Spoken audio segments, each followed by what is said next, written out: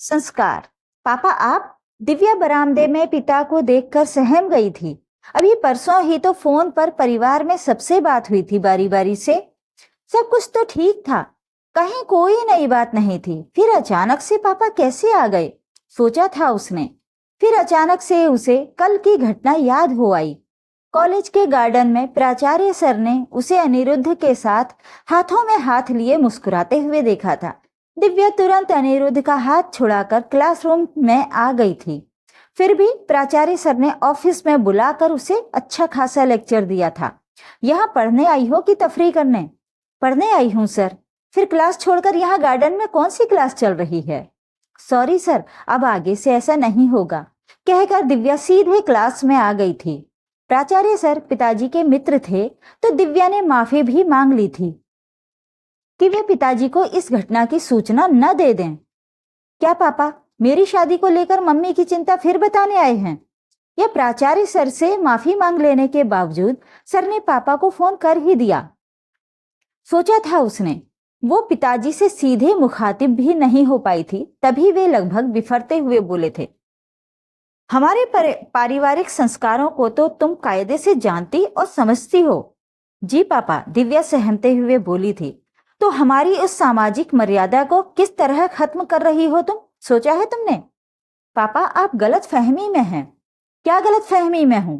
पिताजी गुस्से में बोले थे। मैं सब बताती हूँ पापा, आप कमरे में तो आइए। उसे खुद को संभालने में कुछ वक्त जरूर लगा था, लेकिन अब तक बहुत हद तक खुद को संभाल लिया था उसने। उसे लगा कि कोई घूर रहा है उसे। दरवाजे का ताला खोलते हुए उसने देखा कि मकान मालकिन आंटी घूर रही थीं। कमरे में आते ही पिताजी फिर बोले थे, हमारे परिवार की सामाजिक मर्यादा खतरे में है दिव्या। मेरे विश्वास को तोड़ा है तुमने।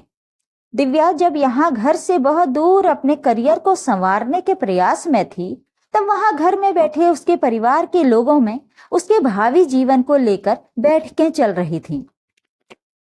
घर में सुंदर जवान कुंवारी बेटी का पिता नींद भर सो नहीं पाता। प्राचार्य सर का फोन मिलते ही पिताजी तुरंत भागे भागे आए थे। दिव्या खुद को संयत करते हुए बोली, अनिरुद्ध अच्छा लड़का है पापा। मैंने दीदी को फोन पर बताया था उसके बारे में, और ये भी कहा था कि वो आपको सारी बातें बता भी दें। पिताजी ने देखा कि दिव्या पारिवारिक मिथ तोड़ने की तरफ बढ़ चुकी है।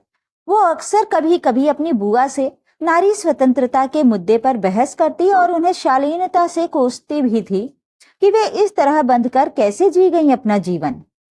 बुआ भले समझाती कि जिसे वो बंधन समझ रही है वो हमारे परिवार के संस्कार हैं, छोटे बड़े के बीच की वो मजबूत आधार रेखा जिस पर चलकर वे लोग हमेशा खुश ही रही हैं। जब वो बहुत छोटी थी तो बिल्कुल बिना किसी शरारत के अकेले भी खेला करती थी। जो लड़कियां बहुत सीधी होती हैं गाय कही जाती हैं। पिता भी दिव्या को गाय ही कहते थे, पर आज उनका भ्रम टूटता सा लगा। फिर भी पिताजी ने एक बार और समझाने का प्रयास किया, तुम ये बहुत ठीक से जानती हो कि हम उनकी हैसियत के नहीं हैं। उनका रहन सहन हमारे स्तर से बहुत ऊपर का है। कहाँ उनका कृष्ण जैसा राजसी ठाठ और ऊंची राजनीतिक पकड़, कहाँ मेरा सुदामा वाला परिवार।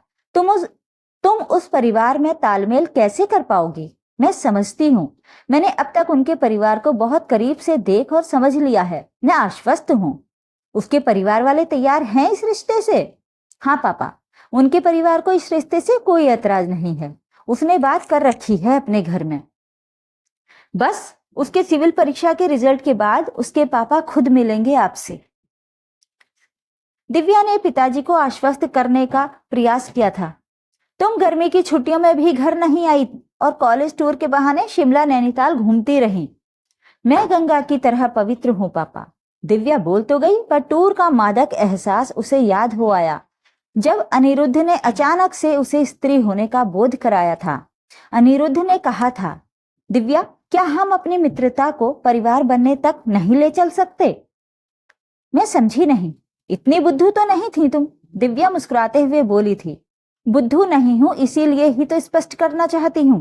खैर छोड़ो, सीधे मुद्दे पर आती हूँ। मैं समझती हूँ कि तुम्हें शरद का उपन्यास पढ़ना चाहिए। उससे क्या होगा? स्त्री मन पढ़ना सीख जाओगे, दिव्या इठलाते हुए बोली थी। मतलब? मतलब ये कि मैं बुद्धू हूं या ना हूं, पर तुम बुद्धू जरूर हो। टूर के दोस्तों का साथ छोड़कर एक सुंदर जवान लड़की यहाँ अकेले तुम्हें गीता पाठ कराने तो आई नहीं है। अनिरुद्ध ने तुरंत उसके माथे पर एक पवित्र चुंबन अंकित करके ये एहसास कराया था कि वो बुद्धू नहीं है, केवल उसकी स्वीकृति की प्रतीक्षा कर रहा था। दिव्या चिहुकी थी। प्यार से धक्का देकर उसने बनावटी विरोध किया था। क्या अनिरुद्ध, क्या है ये? लड़की से स्त्री होने की प्रक्रिया का पहला चरण अनिरुद्ध ने अपना ज्ञान बघारा था। धत, दिव्या ने कहा तो था, पर साथ में सोच भी रही थी कि हिंदुस्तानी लड़की की शायद यही विवशता है। वो चाहती तो है, पर पहल नहीं कर सकती। पिता उसे कहीं खोया हुआ देखकर थोड़ा तेज बोले थे। मैं उसी गंगा को गंगा ही रखना चाहता हूं। पिताजी की आवाज से वो वर्तमान में आई थी। पिताजी बोल रहे थे, सामान पैक करो, अभी घर चलते हैं। किस लिए घर चलूं? दीवारों से सर फोड़ने के लिए? कमरों में बंद किए जाने के लिए? दिव्या अब गाय नहीं थी, सख्त हो उठी। स्थिति नाजुक देख पिताजी नरमी से बोले, घर की मान मर्यादा के प्रति तुम्हारा भी कुछ कर्तव्य है बेटा। तुमसे छोटे भाई बहनों की शादी होनी है अभी। घर कलंकित हो जाने से कौन शादी करेगा? कलंकित? शोक में भरकर दिव्या पिता से बोली, अपने जीवन का खुद फैसला लेना कलंकित होने जैसा कैसे हो गया पापा? तुम पुरानी सामाजिक मान्यताओं को क्यों नहीं समझ रही हो? इन मान्यताओं का हमारे जीवन में खासा दखल है बेटा। उनसे बाहर जाने का मतलब अपने समाज से विद्रोह करने जैसा होगा। पापा, किसी न किसी को तो ये क्रांति लानी ही होगी। शायद मैंने इसकी शुरुआत कर दी है। तुम आखिर समझ क्यों नहीं रही हो मेरी पीड़ा? मैं स्कूल नहीं छोड़ूंगी और अभी शादी भी नहीं करूंगी। स्कूल या अनिरुद्ध को छोड़ने के अलावा आप दूसरा कोई आदेश देकर देख लें। खरी उतरूंगी। गहरी खाई में छलांग लगाने को कहेंगे तो लगा दूंगी, कहकर दिव्या रो पड़ी थी। ऐसा क्यों हो रहा है दिव्या? पिता कराहे थे। क्योंकि हम सब लोगों की अपनी जिंदगी है पापा। हमें अपनी जिंदगी जीने का अधिकार मिलना ही चाहिए। भला कोई दूसरे की जिंदगी कैसे जी सकता है?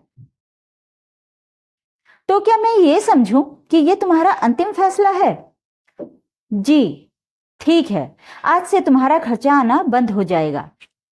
पिताजी आंखों में आंसू भरकर आहत मन से बोले थे। मुझे पता था ऐसा कुछ हो सकता है। मैंने ट्यूशन शुरू कर दिया है। दिव्या बड़ी ढिठाई से बोली थी। ठीक है। पिता उठ खड़े हुए थे, असामान्य रूप से शांत। यहाँ की जगमगाहट से तुम चौंधियाई हुई हो। जो तुमने चुना है वो तुम्हें पतन की तरफ ले जाएगा।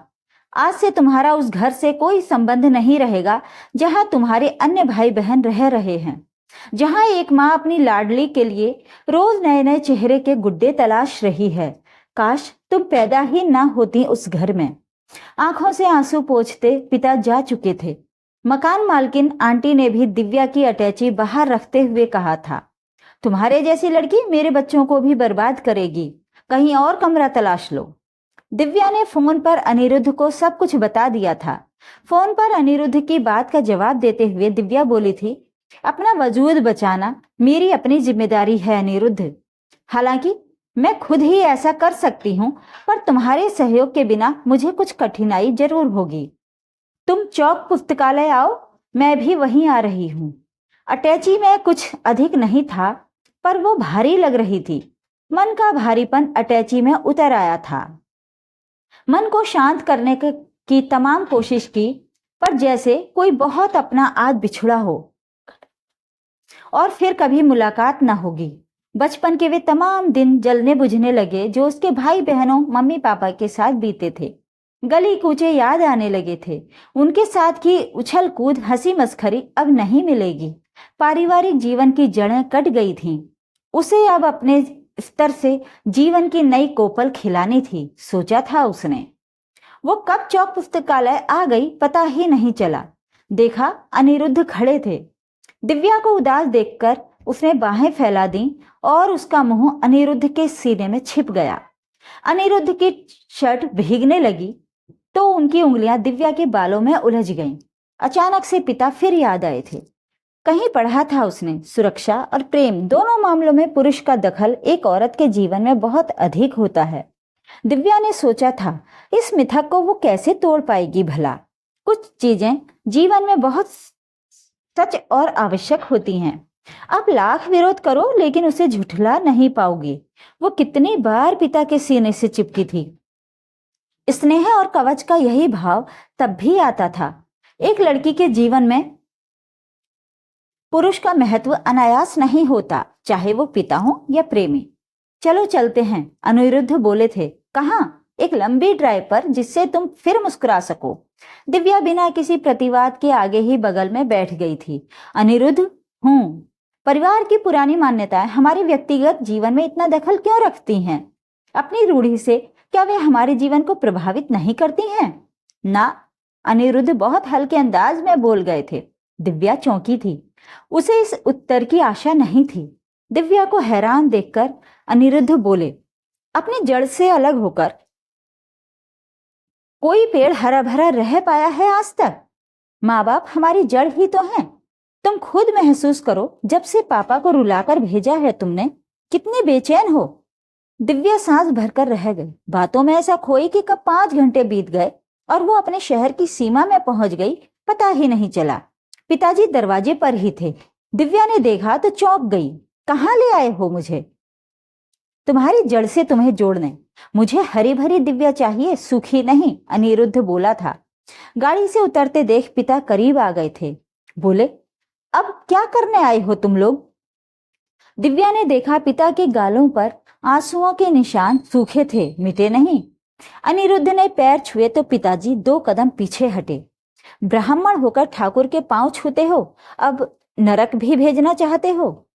अंकल, मेरे विचार से ब्राह्मण ठाकुर की बातें बीते जमाने की बातें हैं। व्यक्ति का सम्मान उसकी योग्यता व पद से निर्धारित होनी चाहिए। आप श्रेष्ठ हैं, पिता तुल्य हैं। बेटा हमेशा पिता के पैर ही छूता है अंकल जी।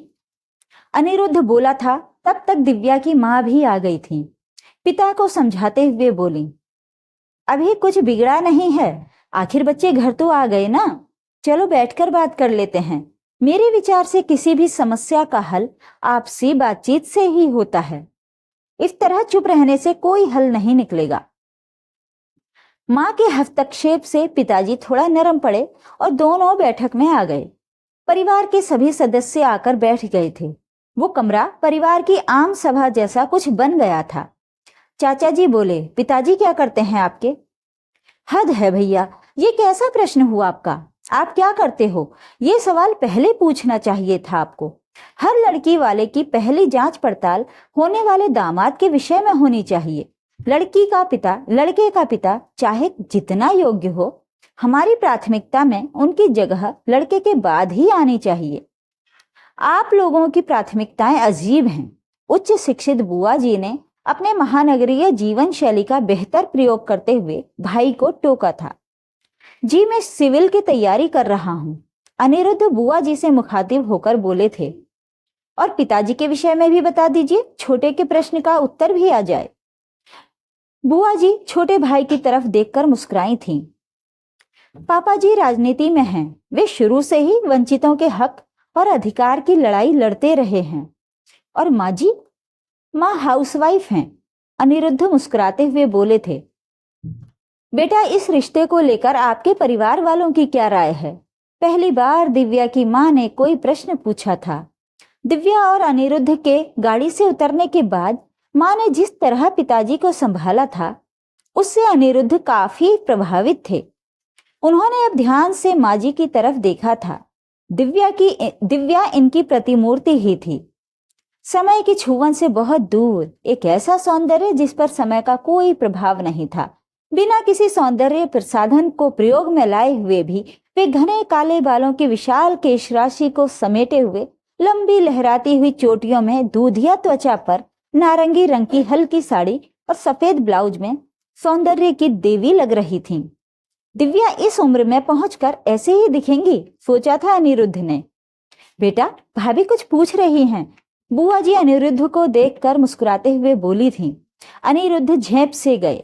जल्दी से बोले, इस रिश्ते को लेकर मेरे परिवार में सबने अपनी सहमति दे रखी है, बस उन्हें आपकी सहमति का इंतजार है। अनिरुद्ध माँ जी का पांव छूते हुए बोले थे। परिवार के सभी सदस्यों ने अपने अपने स्तर से अनिरुद्ध का इंटरव्यू लिया था। करीब 1 घंटे के साक्षात्कार के बाद दादी बोली थी, बेटा, हमारे जमाने में जाति से बाहर विवाह वर्जित था और मैं उसी पीढ़ी से हूं। यहाँ सब ठीक है, फिर भी आप ब्राह्मण हैं और हम ठाकुर। मैं समझती हूँ तुम्हारे दादा दादी भी मेरे ही समय के होंगे। बुआ जी, जिनका इस घर में अच्छा खासा दखल था, बोल पड़ी, अम्मा, मुझे लगता है समय के साथ हमें स्वयं को बदलते रहना चाहिए। तू कहना क्या चाहती है? यही कि लड़का उच्च शिक्षित होते हुए भी अपनी जड़ें नहीं भूला है, हमसे मिलने आया है, हमारी दिव्या को बहकने से बचाकर उसे हमसे पुनः मिलाने लाया है। बुआ के चुप होते ही सबकी निगाहें दादी की तरफ थीं। दादी संज्ञा शून्य हो दिव्या को निहारती नहीं, फिर उसे अपनी गोदी में खींचते हुए मुस्कुराई। अनिरुद्ध से बोली, दिव्या को उसकी जड़ तक तो ले आए, अपनी जड़ से कब मिलवा रहे हो? दिव्या दादी की बात से खुश होकर लिपट गई। जड़ों की नमी के एहसास ने भिगो दिया था उसे। Please like, share and subscribe.